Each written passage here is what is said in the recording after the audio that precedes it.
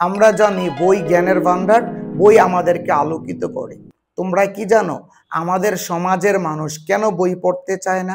আমরা কেন বই মুখস্থর জন্য পড়ি এবং কেন পরীক্ষায় ভালো মার্কস পাওয়ার জন্য বই পড়ি? কোনো কিছু জানা বা শেখার জন্য আমরা বই পড়ি না। আমাদের দেশে স্কুল, কলেজ, বিশ্ববিদ্যালয়ের ছাত্রছাত্রীরা না বুঝে বই মুখস্থ করে।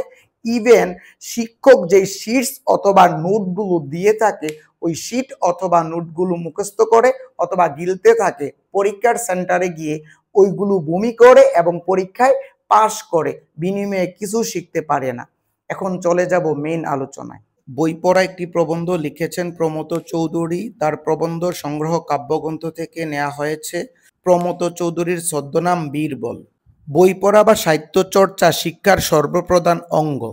প্রমথ চৌধুরী বই পড়া প্রবন্ধে বই পড়ার গুরুত্ব, আমাদের শিক্ষা ব্যবস্থার ত্রুটি, মানুষ বই পড়ার প্রতি উদাসীনতা, লাইব্রেরির প্রয়োজনীয়তা, জ্ঞান অর্জনের প্রকৃত উদ্দেশ্য নিয়ে আলোচনা করেছেন।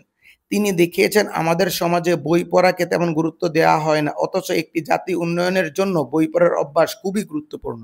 বই পড়ার প্রতি উদাসীনতা, আমাদের দেশের সাধারণ মানুষ বই পড়তে চায় না, আর এই বই পড়তে না চাওয়ার প্রধান কারণ হলো দারিদ্রতা। মানুষ যেই কাজটি করলে টাকা পয়সা পায় না, মানুষ ওই কাজটির প্রতি আগ্রহ হারিয়ে ফেলে। অন্যদিকে আমরা শুধু পরীক্ষায় পাশ করা অথবা ভালো রেজাল্ট করার জন্য বই পড়ে থাকি, ফলে জ্ঞান অর্জনের আসল উদ্দেশ্য হারিয়ে ফেলে। আমরা অবসর সময়ে শখ করে গান শুনি, নাটক দেখি, খেলা দেখি, কিন্তু বই পড়ার ক্ষেত্রে সেই শখের পরিচয় দেই না। অথচ মানুষ বই পড়ার মাধ্যমে সারা পৃথিবী সম্পর্কে জানতে পারে, নিজেকে আলোকিত করার মাধ্যমে সমাজকে আলোকিত করতে পারে। অথচ বিদেশের মানুষ অবসর সময়ে বা শখের বশতে বই পড়ে। এমনকি ট্রেনে, বাসে, পার্কে বসেও বই পড়ার চিত্র দেখা যায়। কিন্তু আমাদের দেশে এমন দৃশ্য খুব কম দেখা যায়। লেখক মনে করেন এর কারণ হলো আমরা জাতিগতভাবে শৌখিন না হওয়া। আমরা বই পড়াকে আনন্দের উৎস হিসাবে দেখি না, বরং কেবল পরীক্ষায় ভালো ফলাফল করার জন্যই বই পড়ি। লেখক বলেন ব্যাধি সংক্রামক, স্বাস্থ্য নয়। এটি একটি ইম্পর্টেন্ট প্রশ্ন। ব্যাধি মানে রোগ, স্বাস্থ্য মানে কি? শরীর সুস্থ থাকা। আমাদের শরীরে যদি বিভিন্ন ধরনের রোগ বাসা বেঁধে, এটাকে কখনোই আমরা স্বাস্থ্য বলতে পারি না। অর্থাৎ এর মাধ্যমে লেখক ভালো ও মন্দের বৈশিষ্ট্যগুলো বোঝাতে চেয়েছেন। লেখকের মতে সাহিত্য চর্চা সুফল সম্পর্কে অনেকেই সন্দিহান, এই জন্য মানুষ বই পড়তে চায় না। তারা মনে করে বই পড়লে নগদ টাকা পাওয়া যায় না, যেই কাজটি করলে তারা মানুষ নগদ টাকা পায় না ওই কাজটি মানুষ করতে চায় না। লাইব্রেরির গুরুত্ব, লেখক স্কুল কলেজের উপরে লাইব্রেরির স্থান দিয়েছেন। কারণ কি? আমরা যদি লাইব্রেরিতে যাই, লাইব্রেরিতে অনেক বই থাকে এবং অনেক বই যখন থাকে তখন আমরা বই পড়ি, নিজের আলোকিত হই, সমাজকে আলোকিত করতে পারি, সারা পৃথিবী সম্পর্কে জ্ঞান অর্জন করতে পারি। ইভেন লেখক বলেছেন ঘরে ঘরে লাইব্রেরি গড়ে তুলতে। এটা কিন্তু একটি প্রশ্ন, লেখক কেন বলছেন ঘরে ঘরে লাইব্রেরি গড়ে তুলতে? উত্তর, লেখক বলছেন ঘরে ঘরে লাইব্রেরি গড়ে তুলতে কারণ ঘরে ঘরে যদি লাইব্রেরি গড়ে তোলা হয়, লাইব্রেরিতে অনেক বই থাকবে, মানুষ যখন অবসর সময় পাবে বইগুলো পড়বে। এর ফলে মানুষ সারা পৃথিবী সম্পর্কে জানবে এবং জ্ঞান অর্জন করতে পারবে, সমাজকে আলোকিত করতে পারবে। তাছাড়া লেখক লাইব্রেরিকে মনের হসপিটালও বলেছেন, মানে লাইব্রেরিকে হসপিটালের সাথে তুলনা করেছেন। এটি কিন্তু একটি গুরুত্ব প্রশ্ন, লাইব্রেরিকে কেন মনের হসপিটাল বলেছেন? কারণ হলো আমরা যখন অসুস্থ হই হসপিটালে যাই, হসপিটালে বিভিন্ন ধরনের ডক্টর থাকে, আমরা ডক্টরকে দেখাই এবং রোগ থেকে মুক্তি পাই। ঠিক তেমনি আমাদের মন খারাপ হলে আমরা লাইব্রেরিতে যাই, লাইব্রেরিতে গিয়ে আমাদের যেই বইটা ভালো লাগে আমরা ওই বইটি পড়ি, তখন আমাদের মন ভালো হয়ে যায়। অর্থাৎ শরীর খারাপ হলে আমরা হসপিটালে যাই আর মন খারাপ হলে লাইব্রেরিতে যাই। শিক্ষা ব্যবস্থার সমস্যা, আমাদের দেশের স্কুল, কলেজ, বিশ্ববিদ্যালয়ে ছাত্রছাত্রীরা না বুঝে বই মুখস্থ করে। ইভেন শিক্ষক যে নোটসগুলো দেয় ওই নোটসগুলো মুখস্থ করে, মানে গিলতে থাকে এবং পরীক্ষার সেন্টারে গিয়ে ওইগুলো বমি করে এবং পরীক্ষায় পাশ করে, বিনিময়ে কিছুই শিখতে পারে না। আর লেখক বলেছেন আমাদের দেশের শিক্ষা ব্যবস্থা উল্টো। এটাও একটি ইম্পর্টেন্ট প্রশ্ন, শিক্ষা ব্যবস্থা উল্টো মানে কি? আমাদের দেশের স্কুল, কলেজের, বিশ্ববিদ্যালয়ের শিক্ষকদের উচিত ছাত্রছাত্রীদেরকে পড়ার প্রতি আগ্রহ সৃষ্টি করা, কিন্তু এই কাজটি না করে তারা সিলেবাস ধরিয়ে দেয় এবং মুখস্থ বিদ্যার প্রতি বেশি গুরুত্ব দেয়। এর ফলে ছেলেমেয়েরা কি করে? পড়া মুখস্থ করে এবং পরীক্ষার সেন্টারে গিয়ে বমি করে পরীক্ষায় পাশ করে, এতে করে কিছুই শিখতে পারে না।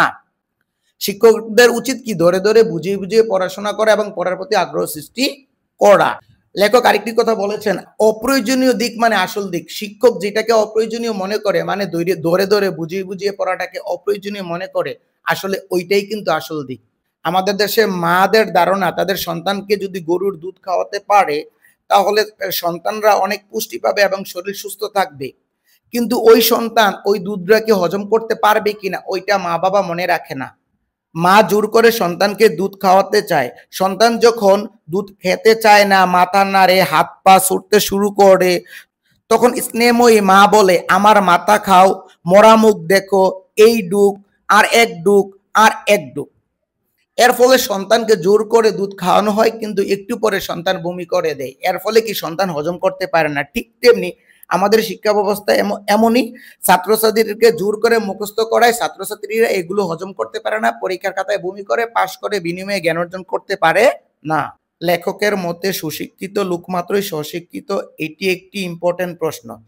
আমরা স্কুল কলেজে বিশ্ববিদ্যালয়ে গিয়ে বই পড়ি, মুখস্থ করি, শিক্ষা অর্জন করি, এর ফলে শিক্ষিত হওয়া যায়, কিন্তু সুশিক্ষিত হওয়া যায় না। সুশিক্ষিত হতে হলে নিজের ইচ্ছা থাকতে হবে, নিজের আগ্রহ থাকতে হবে এবং নিজে নিজে বই পড়তে হবে, সারা পৃথিবী সম্পর্কে জ্ঞান অর্জন করতে হবে। তাহলেই আমরা সুশিক্ষিত হতে পারবো। কারণ শিক্ষা কেউ কাউকে দিতে পারে না, শিক্ষা জোর করে নেওয়া যায় না। শিক্ষা অর্জন করতে হলে নিজের ইচ্ছা এবং নিজের আগ্রহ থাকতে হয়।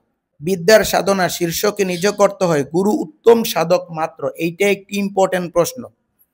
গুরু মানে শিক্ষক, শিষ্য মানে ছাত্র। শিক্ষক ছাত্রকে বিদ্যা লাভের পথ দেখিয়ে দিতে পারেন, তার বুদ্ধি জাগ্রত করে দিতে পারেন, তার জ্ঞান পিপাসা বাড়িয়ে দিতে পারেন, কিন্তু শিক্ষা ছাত্রের নিজেই অর্জন করতে হবে। অর্থাৎ শিক্ষক শিক্ষা অর্জন করার পথ দেখিয়ে দিবে, ছাত্র ওইটা তার নিজেই অর্জন করতে হবে। দেহের মৃত্যু রেজিস্ট্রি রাখা হয়, কিন্তু আত্মার মৃত্যু রেজিস্ট্রি রাখা হয় না। এটি একটি ইম্পর্টেন্ট প্রশ্ন। অর্থাৎ কোনো মানুষ যখন মারা যায় তখন আমরা বলি সে মারা গেছে, তার কোনো পৃথিবীতে অস্তিত্ব নেই, কিন্তু যখন আত্মা মারা যায় সেটা আমরা দেখি না। আমাদের দেশের ভুল শিক্ষা পদ্ধতি এবং ছাত্রছাত্রীদের জোর করে শিক্ষা গেলানোর ফলে আমাদের আত্মা মৃত্যু হয়, যার খবর কেউ রাখে না। বই পড়ার প্রয়োজনীয়তা ও গুরুত্ব। বই জ্ঞানের ভান্ডার। বই এমন একটা জিনিস যেটা পড়লে আমরা সারা পৃথিবী সম্পর্কে জানতে পারি। বই পড়লে আমরা জ্ঞান অর্জন করতে পারি। বই পড়লে আমাদের সমাজ থেকে অন্ধকার দূর করে আমরা আমাদের সমাজকে আলোকিত করতে পারি। ঠিক যেমন উন্নত দেশের মানুষ সুযোগ পেলে বা অবসর সময় পেলে বই পড়ে। লেখকের মতে পাশ করা ও শিক্ষিত হওয়া এক বস্তু নয়, এটি একটি ইম্পর্টেন্ট প্রশ্ন। আমরা বই মুখস্থ করে, শীট মুখস্থ করে বা বিভিন্নভাবে নকল করে পরীক্ষায় পাশ করতে পারি, বিনিময়ে জ্ঞান অর্জন করতে পারি না। মুখস্থ করে পরীক্ষায় পাশ করা যায়, কিন্তু শিক্ষিত হওয়া যায় না। বই পড়ার মাধ্যমে মানুষ জ্ঞান অর্জন করতে পারে, মনের প্রসার বৃদ্ধি ঘটে এবং মানুষের মনুষ্যত্ব অর্জন হয়। মনের দাবি রক্ষা না করলে মানুষের আত্মা বাঁচে না। এইটিও একটি ইম্পর্টেন্ট প্রশ্ন। অর্থাৎ আমাদের শরীর এবং মন ভালো থাকলে আত্মা ভালো থাকে। শরীর এবং মনের সাথে আত্মার সম্পর্ক। ঠিক তেমনি বই না পড়লে আমাদের মন ভালো থাকে না, আত্মাও ভালো থাকে না। যদি আমরা বই পড়ি, আনন্দিত হই, তাহলে মনও ভালো থাকে, আমাদের আত্মাও ভালো থাকে। আশা করি আমার ভিডিওটি তোমাদের ভালো লেগেছে। যদি ভালো লাগে থাকে কমেন্ট করে জানাবা। এইরকম শিক্ষামূলক ভিডিও পেতে আমার চ্যানেলটি সাবস্ক্রাইব করে নিবা।